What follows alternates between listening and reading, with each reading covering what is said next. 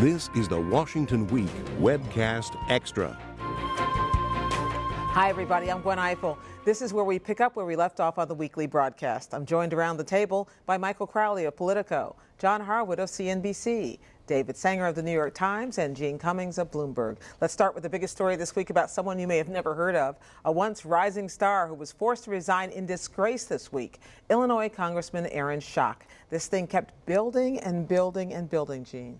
It is the most delicious story that we got going on right now.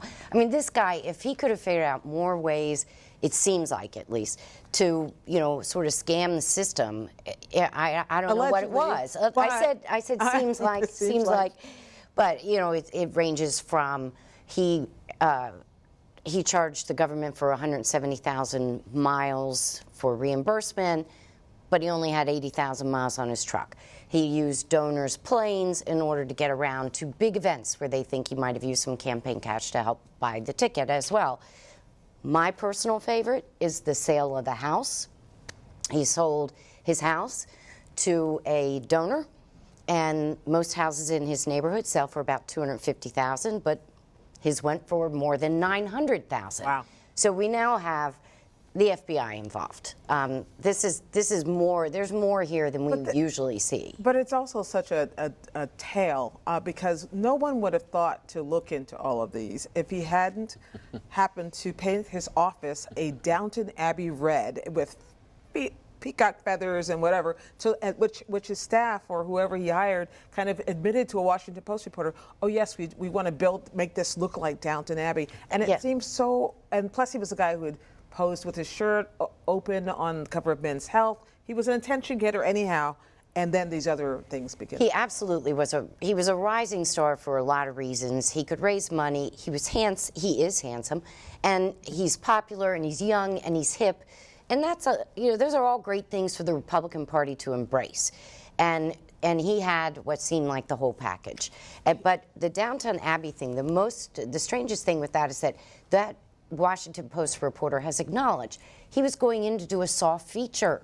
You know, he was talking to the interior designer. They reacted to it. Yes, they tried to get him to kill the pictures and kill the story, and they were so edgy about that first story that it caught the eye of other reporters. My two favorite pieces of the story is what he told our friend Jeff Zellin, a hater's going to hate, when he asked him about this. And the other part is when, in his resignation statement, he said he was resigning because of the distraction of the questions, not because of his actions. So let's move on from that. Goodbye, Aaron Schock.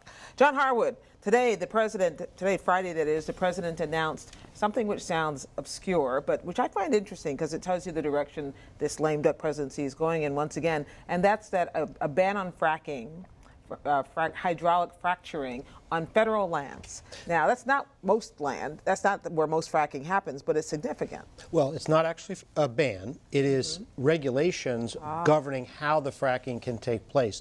This is something that's been going on for 4 years. Only about 10% or less of oil and gas drilling occur on federal lands.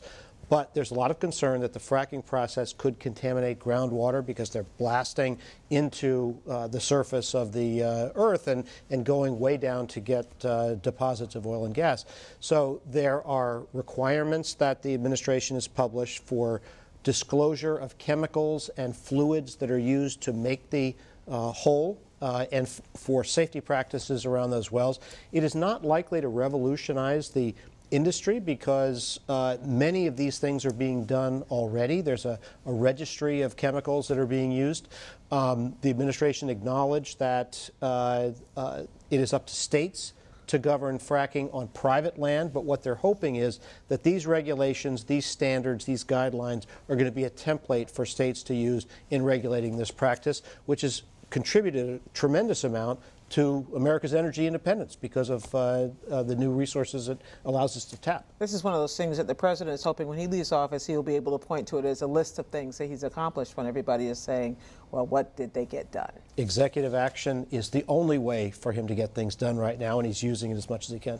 Michael, I want to pick up on the story we were talking about during the broadcast about the Israeli elections, except I want to take it home.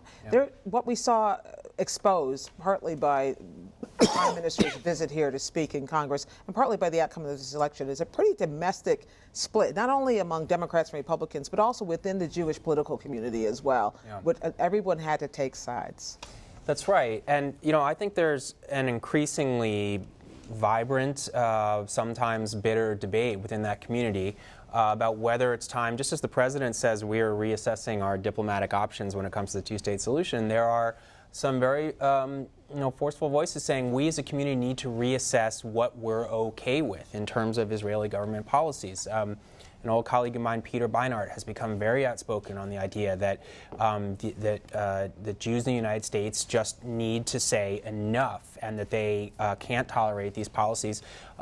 And people like Peter Beinart and others have said, look at the demographics, look at the polling numbers. Younger Americans just don't, across the board, but also within the Jewish community, don't have the same kind of almost unconditional sympathy and connection to the country, and that they're more willing to criticize the government's policies. But if you're John Boehner, you have cast your lot with the most conservative view of this, and that's why, in fact, he announced this week he's going to Israel himself to visit.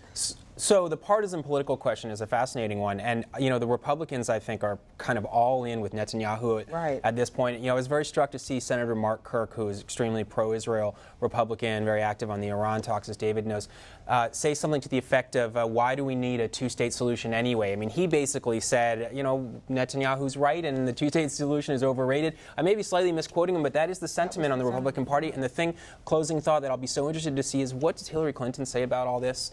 How does she feel? Does she dare create any distance between herself and Netanyahu? Because she may pay a price politically. It would be an opportunity for Republicans to pick up some disenfranchised Democratic Jewish voters. She made a statement during the discussion about the speech on Capitol Hill where she supported the president and mildly criticized Netanyahu about coming here without an invitation. But we'll see whether we'll see what she says about the election, though, because that's taken it to a new level. A whole new level. Okay, another question. This is one of those stories about stories. A new rival to the World Bank, which is this time China, and the White House didn't think this was a great idea, but they lost. The White House lost big. Now, this one doesn't quite have the vivid nature of recreating Downton Abbey. You'll make it vivid, I'm sure. But it's close, because the red what you've got is the Chinese painting the World Bank red, okay? And That's good.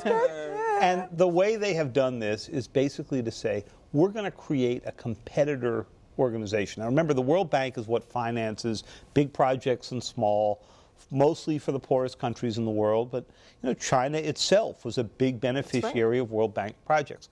When the World Bank began and came out of a set of conferences in New Hampshire in Bretton Woods in 1944, the Chinese were obviously, busy with other things. Now they're the world's second largest economy.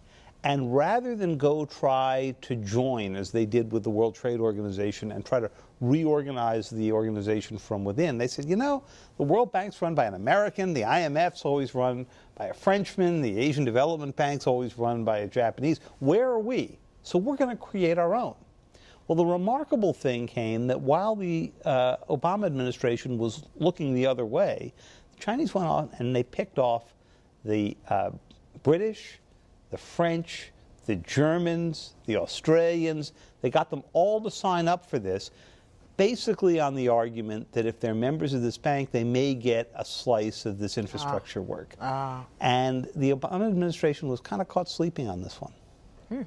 It's fascinating. It's a story that none of us would normally pay attention to, but you made it almost Downton Abbey-like. Almost, but not quite. Thank you, David. Thanks, everybody else as well. Stay online and see what else our panelists are seeing in our daily Washington Week feature, News You Need to Know. And in my weekly take, you can find out what I really think about Starbucks' effort to get us all to talk about race. All that's at pbs.org/Washington Week, and we'll see you next time on the Washington Week Webcast Extra.